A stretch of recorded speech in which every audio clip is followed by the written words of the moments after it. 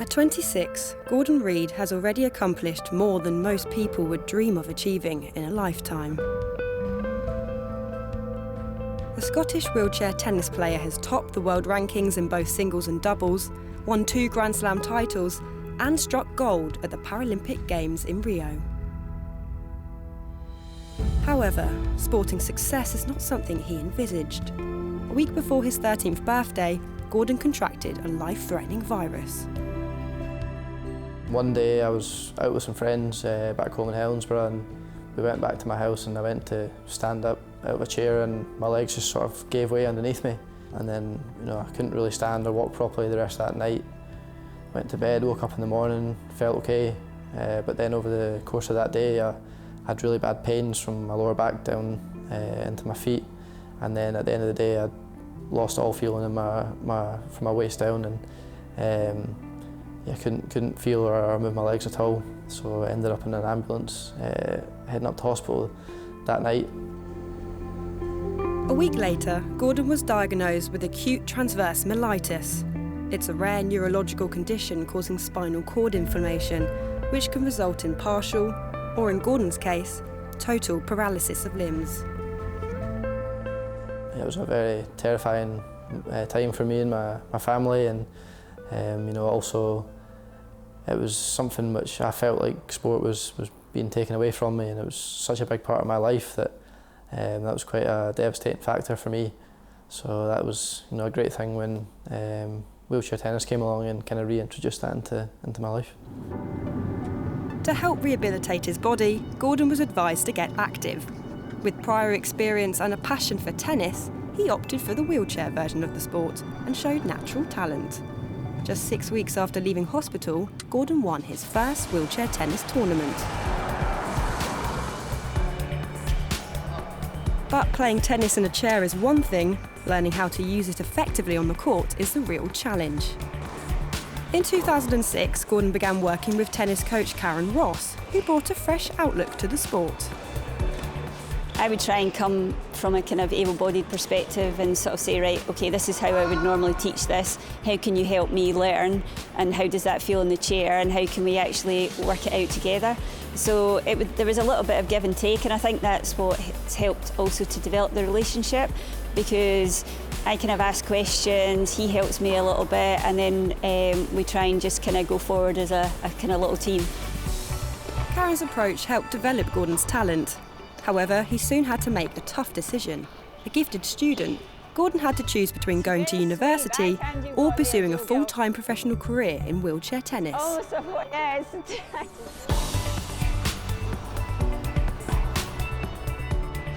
It was a big decision, and also the sport didn't have the profile it does now, so there were sort of worries, maybe financially, of would I be able to support myself just playing tennis, and would I be able to commit without any sponsors or funding. So that was a bit of a risk, but yeah, glad I took it. With a clear ambition and drive to make it as a professional athlete, Gordon worked relentlessly hard on the practice courts. And he had Karen in his corner, pushing him all the way. I very much treat him as Gordon Reid, the tennis player, and we work together to achieve what he's dreamed to do as a tennis player, irrespective of whether he's in a chair or not. So I would have that approach with anyone. If they have their dreams, I try and make them happen. Over the last decade, the pair have developed weapons such as Gordon's famed reverse backhand, which allows him to generate more power from the chair.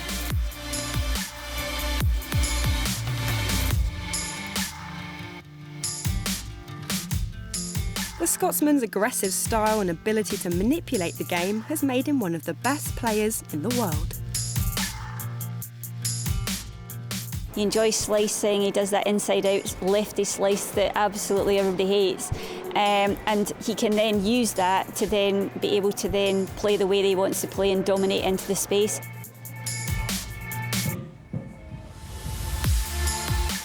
A key component to Gordon's game is his power. His strength and conditioning work forms the basis of his gruelling fitness programme, which is overseen by Claire MacDonald.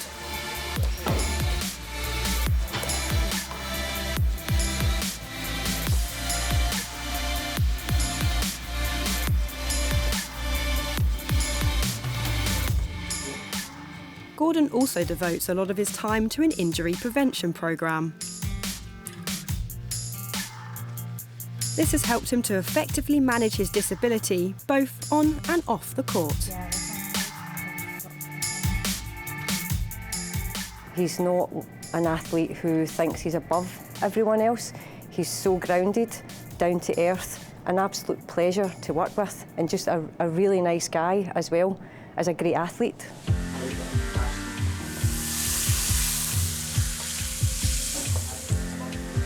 A family man at heart, Gordon returns home to Glasgow whenever possible, often to watch his beloved football club Rangers with his younger twin brothers.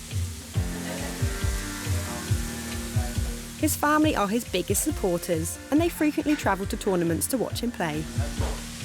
I think what happened to me when I was younger, brought us all closer together as a family. I think we all came together and learned how to look after each other and support each other, and that was the only way that we were going to get through it, really.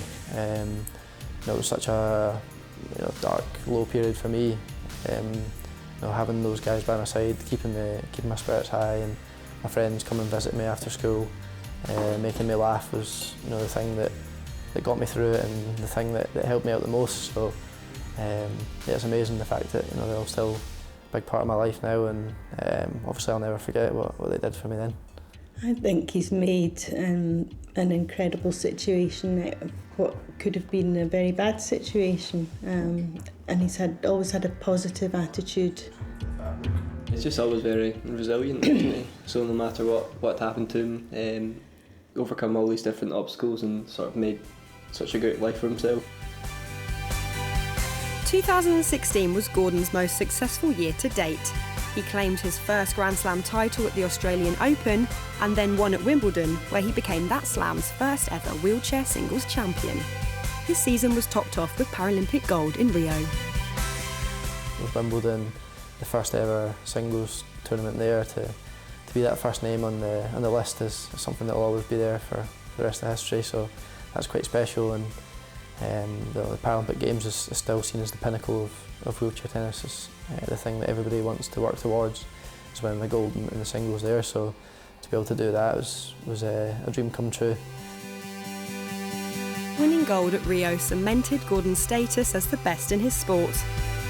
He also added a Paralympic silver in the doubles with Alfie Hewitt.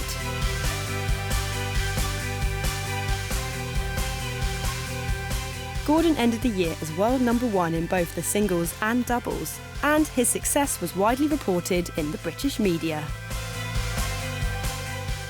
See how far wheelchair tennis has come in this country from when I first started playing in 2005. It's come a long way. The profile of the sport's risen a lot. The standard of the sport's risen a lot as well. It's great to be a part of that. But I still think we can do a lot more to try and encourage younger people, especially with disabilities, or anybody with a disability, to take up sport and get more active and get more healthy.